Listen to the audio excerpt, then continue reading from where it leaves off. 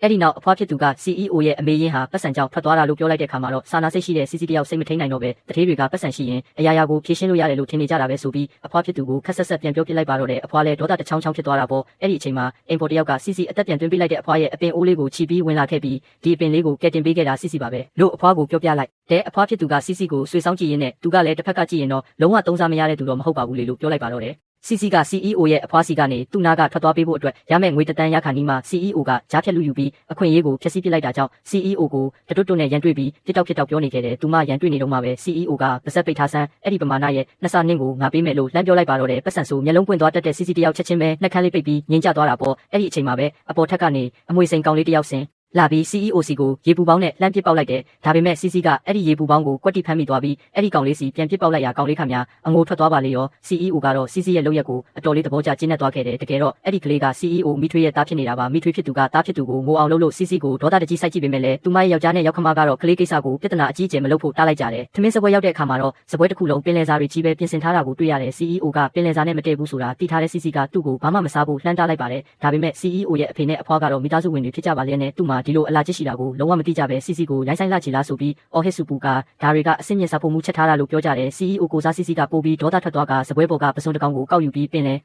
စာစုပ်ပြုတ်ပကံတဲ့ကိုဝုန်းကနေပစ်ထည့်လိုက်ပါတော့တယ်ဒီလိုနဲ့ CEO ဟာပင်လယ်စာနဲ့မတည့်ကြောင်းစားမိရင်အသက်အန္တရာယ်ရှိကြောင်းပွင့်ထွက်သွားတဲ့အခါမှာတော့အဖွားနဲ့အဖေဖြစ်သူတို့လည်းရှက်ကိုရှက်ကန်းနဲ့စကားတခုမှမဟရဲပဲငြိမ်သက်သွားကြတော့တယ် CC ကထမင်းစပွဲမှာတယောက်တည်းပြဿနာရှာပွဲချမ်းနေတော့ CEO ကတော့သူမရဲ့လက်ကိုအตาရဆုပ်ကင်လိုက်ပြီးချစ်မြတ်နိုးတံမိုးထားတဲ့မျက်လုံးတွေနဲ့မော့ကြည့်နေခဲ့တာကြောင့် CC တယောက်အငိုက်မိပြီးကြောင်သွားခဲ့ရတယ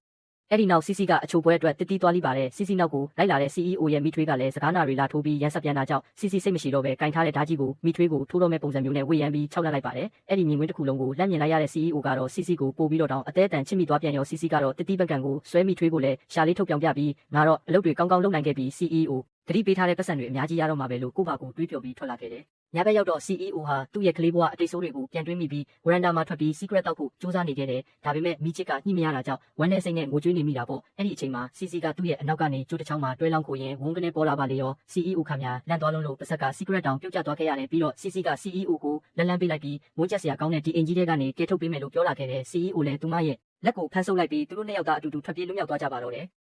CEO ဟာအိပ်ပျော်သွားတဲ့ CC ကိုပွေ့ချပြီးအိပ်ရာပေါ်လက်သိပ်ပေးလိုက်ပါတယ်။အဲ့ဒီအချိန်မှာသူ့ရဲ့အကြည့်တွေက CC ရဲ့ပေါ်နေတဲ့ခြေထောက်လှလေးတွေစီရောက်သွားပြီးစိတ်ထဲမှာတမျိုးကြီးခံစားလိုက်ရတယ်။အဲ့ဒီအချိန်မှာ CC ကအိပ်နေရင်သူ့အင်ဂျီကိုချွတ်ဖို့ကြိုးစားလာတာကြောင့် CEO ခများလက်ဖြန့်သွားပြီး CC ရဲ့ကိုပေါ်ကိုဆောင်းတဲ့အမြန်ကမန်းကားတန်းလွှားချုံပေးလိုက်ရတော့တယ်။အဲ့ဒီမှာတင် CC ကအိတ်ချင်မှုတူးနဲ့ CEO ရဲ့မျက်နှာဓာတ်တဲ့ကိုလက်သီးနဲ့ဝုန်းကနေလှမ်းထိုးလိုက်ပါလေရော။နောက်ရက်မနက်မှာတော့ CEO ကတခုခုကိုဖတ်နေတော့ CC ကအခန်းထဲဝင်လာပြီးတန်ရှင်းရေးလုပ်နေခဲ့တယ်။အလုပ်လုပ်ရင်းနဲ့ CC တယောက် CEO ကသူမကိုခိုးကြည့်နေတာကိုခဏမိနေတာပေါ့။ CC လည်းစိတ်မရှိတော့တာနဲ့ CEO ရဲ့ဘေးနားမှာဝုန်းကနေဝင်ထိုင်လိုက်ပြီးဘာလဲလို့ခက်ဆက်ဆက်မေးလိုက်တယ် CEO က CC ကိုစိုက်ကြည့်ပြီးနောက်ဒီညငါနဲ့အတူအိပ်ရအောင်လို့ရုတ်တရက်ဖွင့်ပြောချလိုက်ပါတော့တယ် CC ကလည်းချက်ချင်းပဲအလွယ်တကူသဘောတူလိုက်တာကြောင့် CEO တယောက်ကြောင်သွားခဲ့ရတယ်တကယ်တော့ CC ကထုံးစံအတိုင်းအထင်လွဲသွားတာဖြစ်ပြီး CEO ကသူ့ကိုနှိပ်ခိုင်းတယ်လို့ပဲထင်နေခဲ့တာပါဒါကြောင့် CC က CEO ရဲ့ခေါင်းကိုအားရပါရဆက်နှိပ်ပြီးတော့တာပေါ့ CEO လည်းဦးကြောင်ကြောင် CC ကိုကြည့်ပြီးစိတ်ပြတ်သွားကနင်ကတကယ်ပဲတုံးတာလားဒါမှမဟုတ်တုံးချင်အောင်စောင်းနေတာလားလို့မေးလိုက်ပါတယ်ပြီးတော့ CC ကိုဆိုဖာပေါ်တွန်းလဲလိုက်ပြီးသူမရဲ့ကိုပေါ်ကနေတက်ခွာလိုက်ပါတော့တယ်